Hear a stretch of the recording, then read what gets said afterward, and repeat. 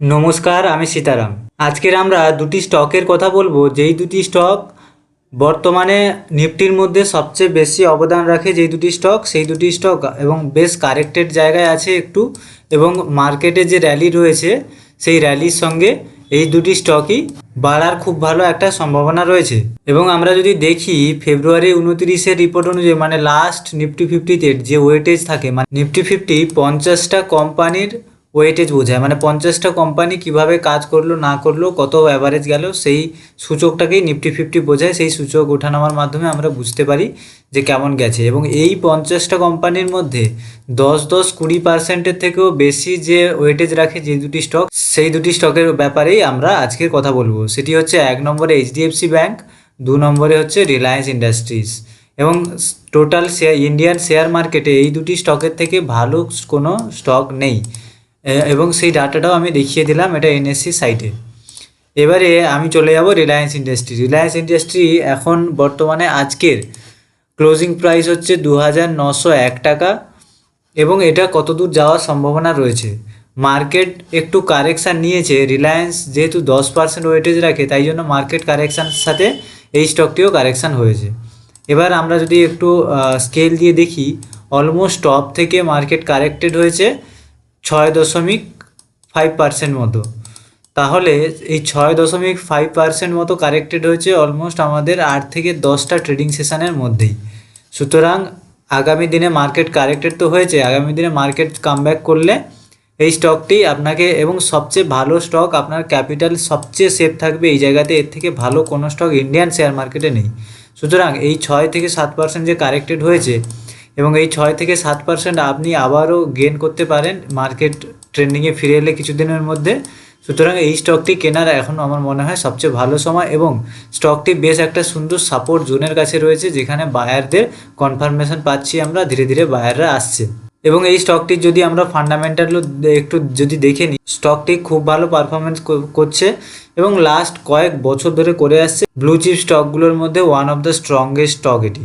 এবং এই মার্চের শেষে রিলায়েন্সের কোয়ার্টারলি রেজাল্ট আসবে। 3 মাস অন্তর প্রত্যেকটা কোম্পানির রেজাল্ট আসে।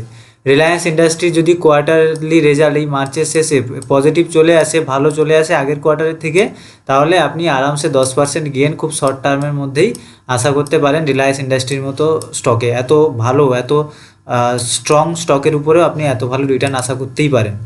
এরপরে আমরা যে স্টকটাতে যাব সেটা হচ্ছে এইচডিএফসি ব্যাঙ্ক।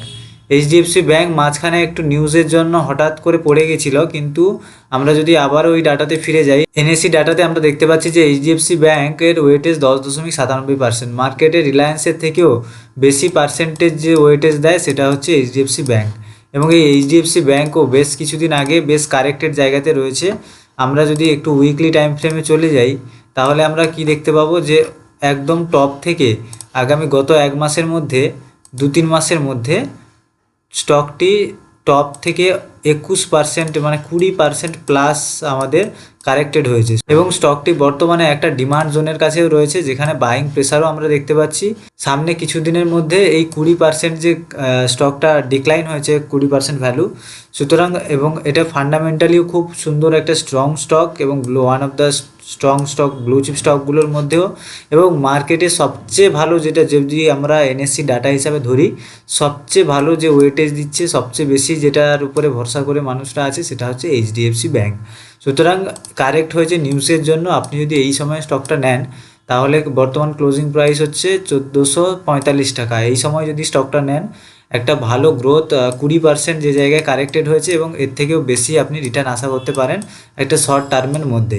আমরা বেশিরভাগ ক্ষেত্রে কী করি, এই ভালো ভালো ওয়েটেজ যুক্ত স্টকগুলোকে একটু মনোযোগ না দিয়ে আমরা ভুলটা কি করে ফেলি, আমরা সেই ছোট ছোট পেনি স্টকের পিছনে দৌড়াতে থাকি।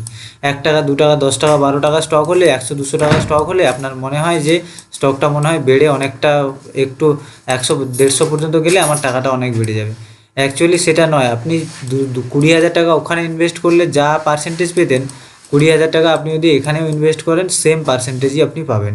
সুতরাং এক্ষেত্রে আপনার সিচুয়েশান উইন উইন। প্লাস আপনার আরও পজিটিভ দিকটা কী থাকছে, যে আপনি মার্কেটের মধ্যে সবচেয়ে স্ট্রং যে ব্লু চিপ স্টকটা, যেখানে আপনার রিস্ক ফ্যাক্টর 0 আপনি ধরতে পারেন অলমোস্ট, কিন্তু জিরো যদিও থাকে না, কিন্তু ওভারঅল মার্কেট সিনারিওর ক্ষেত্রে আপনি এটা ধরতেই পারেন। সুতরাং এখানে আপনার উইন উইন সিচুয়েশানই হয়ে যাচ্ছে, প্লাস আপনার আরও প্লাস পয়েন্ট কিছু থেকে যাচ্ছে।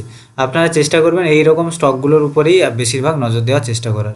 আপনারা যদি আমার অ্যাডভান্স সুইং ট্রেডিং ট্রেনিংয়ে যুক্ত হতে চান, তাহলে আপনারা হোয়াটসঅ্যাপে এই নাম্বারে আমাকে যোগাযোগ করতে পারেন যে আমি সুইং ট্রেডিং শিখতে চাই। আপনাকে গাইড করে দেওয়া হবে কিভাবে ক্লাস হবে না হবে। এবারে এখানেও একটু বলে দিই যে আমাদের সুইং ট্রেডিংয়ের কী কী সুবিধা রয়েছে আপনার জন্য।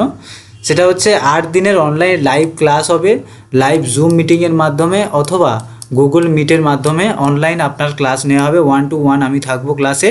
সেখানে 8 দিন পুরো যার কোনো নলেজ নেই, জিরো লেভেল থেকে অ্যাডভান্স লেভেল পর্যন্ত শেখানো হবে সেখানে। এবং শেখানোর পরে লাইফ টাইম হোয়াটসঅ্যাপ সাপোর্ট থাকবে। কেউ শেখানোর পর তো পরের দিন থেকে ইনকাম করা শুরু করে দিতে পারবে না, তার অবশ্যই সাপোর্ট দরকার, ব্যাকবোন দরকার। না হলে শেয়ার মার্কেটে 10-15% ইনকাম জেনারেট করা খুব একটা ইজি নয়। সুতরাং তার সাপোর্ট লাগবে এবং তার জন্য হোয়াটসঅ্যাপে আমার লাইফ টাইম সাপোর্ট থাকবে তাদের জন্য যারা আমার স্টুডেন্ট থাকবে। এবং আমি এরপরে আপনাকে হেল্প করব যে কিভাবে 10-15% রিটার্ন পেতে পারেন। ওটা তো ট্রেনিংয়ে পুরো শেখানো হবে কিভাবে করবেন না করবেন, কিন্তু থিওরি আর প্র্যাকটিক্যালের মধ্যে একটু তফাৎ রয়েছে। সুতরাং প্র্যাকটিক্যালি মার্কেটের সঙ্গে কিভাবে আপনি ইনকাম জেনারেট করবেন, কিভাবে সত্যিকারে আপনার ক্যাপিটালটা লাগিয়ে ওই স্টকটা কিনে মাসে এই রিটার্নটা জেনারেট করা সম্ভব, সেই হেল্পটা আমার কাছ থেকে পেয়ে যাবেন। এবং এই কোর্সের ফি হচ্ছে 2999 টাকা, যেটা ওয়ান টাইম ফিস, মাত্র একবারই আপনাকে দিতে হবে। বাকি তার জন্য আপনি লাইফ টাইম সাপোর্ট পেয়ে যাবেন। ধন্যবাদ, দেখা হচ্ছে আবার পরের এডুকেশনাল ভিডিওতে।